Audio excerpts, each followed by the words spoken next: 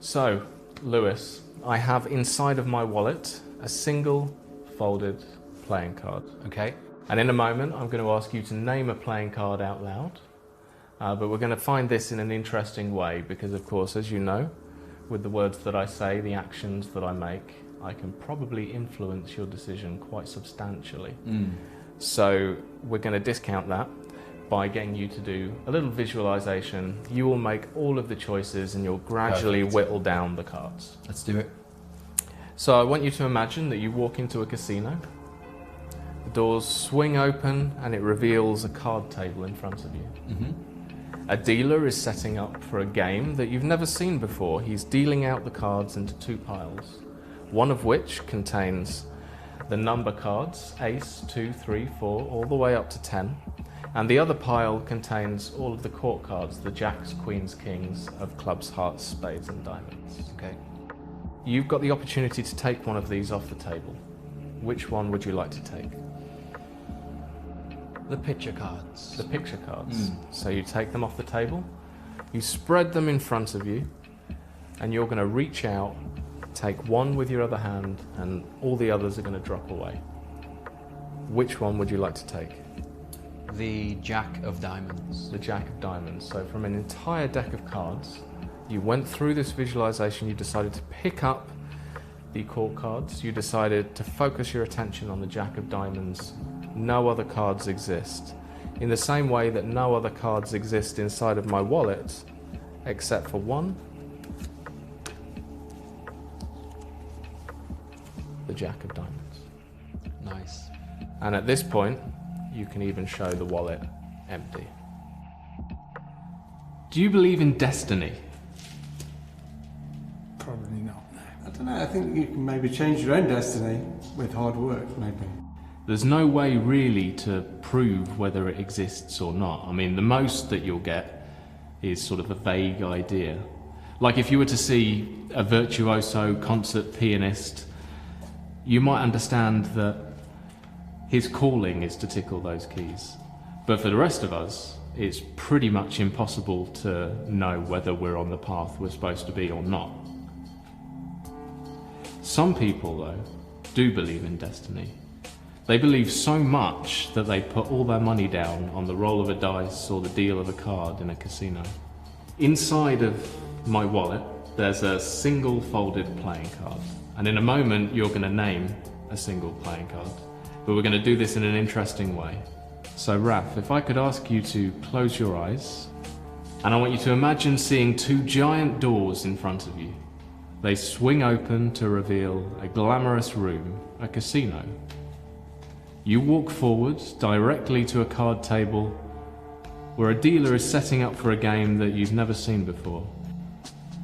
He's dealing out all of the cards into two piles, one of which contains all of the spot cards, the ace through 10 of clubs, hearts, spades and diamonds.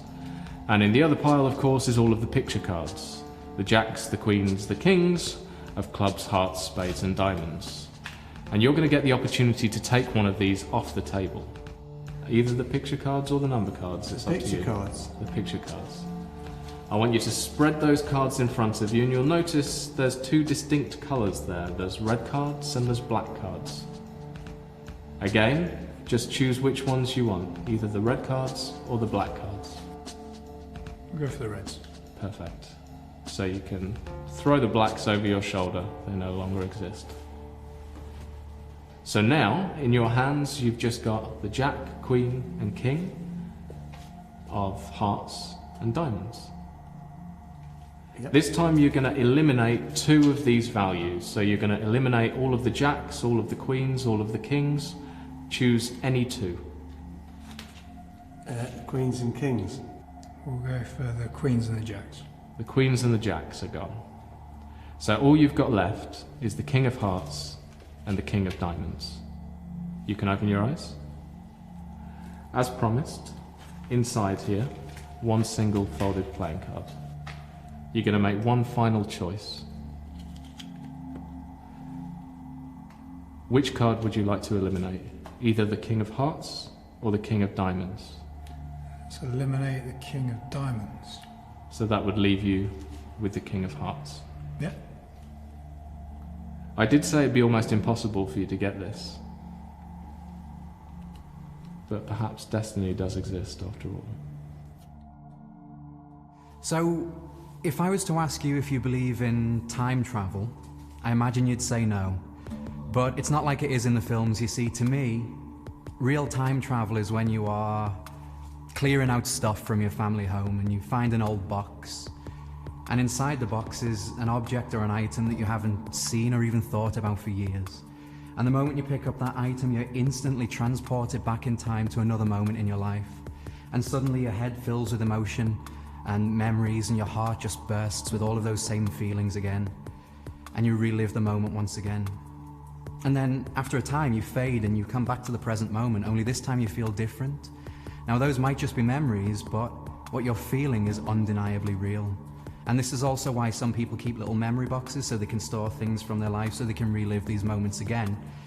And I want to try something based on that. So, Fee, could you please think of something from your life, something from your past, an object or an item that you maybe haven't seen or thought about for years. Something that if I was to place it in your hands right now, it'd give you those same feelings that I just explained. Can you think of something? Don't tell me what it is, but if you could... Yeah, no problem. Something that's important to you. It doesn't have to be something that you still have, just an item from your past that's important to you.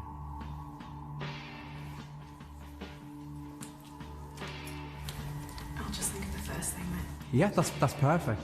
So here's what we'll do. I'm going to hand you a piece of paper and a pen, and I'm not going to look, and don't show the cameras either, but I want you to draw a very basic picture of whatever this thing is. It doesn't have to be perfect or detailed, just as long as it's recognizable so we can show the camera at the end.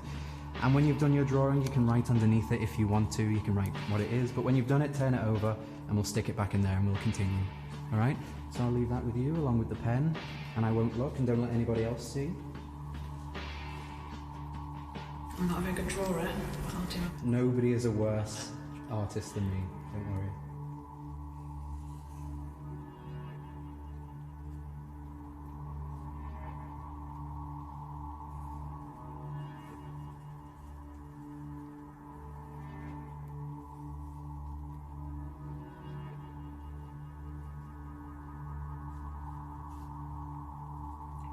Perfect, and is it turned over so that we can't see what it is? Excellent. Now I promise I won't look, otherwise there'll be no point in us doing this.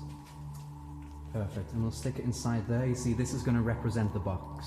For this to work, your memory has to spend some time in the box. Can you recap the... Oh, you've done it. Can you hold your hand out like this for me? And we'll leave this there. I'll get rid of the pen and place your other hand flat on top. All right then. So just think about this item, whatever it is, and pay attention to any feelings you get or any memories that appear in your mind, any people connected to it, and any emotions that you associate with this thing. And it's my job to simply observe, not what I can see, but what I can feel. All right, and I'm noticing a change in you already. Now there's a smile on your face, so this is something from your childhood. This reminds you of being a kid. There's a sense of joy here, but also a sense of loss. This is something that feels like it went missing a long time ago, but you still have it safe somewhere. There we go. Actually, you can open your eyes for a second for me. I'm gonna write down a couple of things that I'm seeing. If this was in front of you right now, it wouldn't talk to you, would it? But when you were a kid, it probably would have done. I've got a feeling it's something like this.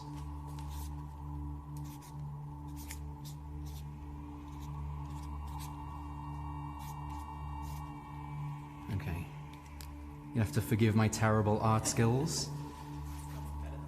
All right. So if you could just lift that hand for a moment. I'm going to do a little swap. And don't look just yet. All right then.